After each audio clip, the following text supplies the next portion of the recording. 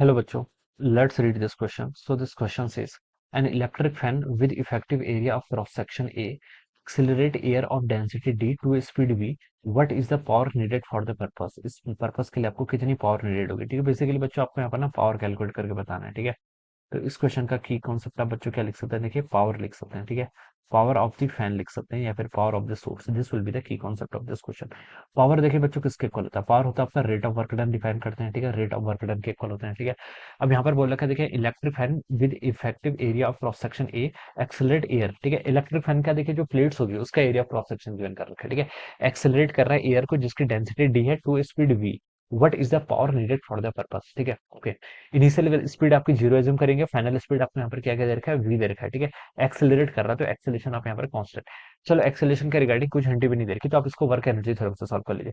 Work energy theorem क्या बोलती है? Work done by all forces किसके इक्वल होगा? Change in kinetic energy. ठीक है, तो चेंज इन काइनेटिक एनर्जी देखिए क्या लिख सकते हैं हम? हाफ एम वी स्क्वायर, ये final kinetic energy minus initial. Initial को हमने velocity zero, speed zero assume करेंगे, तो यहाँ से आपका इतना आ जाएगा। ठीक है, इसको देखिए आप क्या लिख सकते हैं यहाँ से? फिर आपका एम वी का square divided by two T. ये टर्म आप यहाँ पर से ऐसे लिख सकते हैं। ठीक है, ये वैल्यू आपके यहाँ पर से इतनी हो जाएगी। ठीक है, अब बच्चों देखिए इसको यहाँ पर से आप सॉल्व कर लीजिए।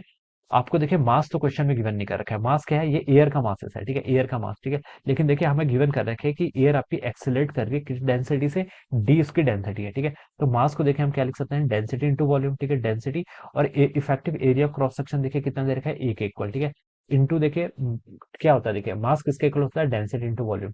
डेंसिटी इंटू एरिया तो आ गया, इंटू आपके कर लीजिए लेंथ ले आइए, तो एरिया इंटू लेंथ क्या बन जाएगा? ऊपर टोटल वॉल्यूम ले आएगी। ठीक है, ये लेंथ मैंने अपने मन से एज्यूम कर रखा है। ठीक है, तो इसको मैं हटा भी दूंगा आपके यहाँ से। ठीक है, एक्सप्रेशन में आपका फाइनल, क्योंकि देखिए एरिया गिवन कर रखा है लेकिन लेंथ के रिगार्डिंग कोई हिंट नहीं है, तो मुझे इसको हटाना ही पड़ेगा। तो मास को मैं देखिए क्या लिखता हूँ? Density into volume. वॉल्यूम को मैंने एरिया इंटू लेंथ लिख लिया, इंटू वेलोसिटी का स्क्वायर डिवाइडेड बाय आपका टू टी, तो यहाँ पर था। ठीक है, अब बच्चों देखिए ये क्या आपका L by T, length by time. ये किसकी डायमेंशन है? ये तो वेलोसिटी होना चाहिए। ठीक है, तो मैं क्या लिख सकता हूँ? देखिए डी ए बाई टी, इस टर्म को इधर लेके आ गया।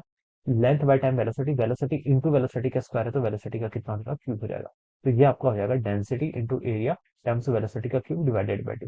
ये सारी वही वेरिएबल्स हैं जो क्वेश्चन में गिवन किए थे, तो इसके टर्म में मेरा आंसर आ गया। तो this will be the power needed. तो देखिए ऑप्शन में गिवन है D A V cube divided by two, तो ये देखिए आपको डी ऑप्शन पे गिवन है, तो this must be the right answer of this question. ये क्या होगा? इस क्वेश्चन का से राइट आंसर होगा। तो इस तरीके से हम क्या करेंगे? इस क्वेश्चन को सॉल्व। तो I hope you all understood this concept. All the best and thank you so much.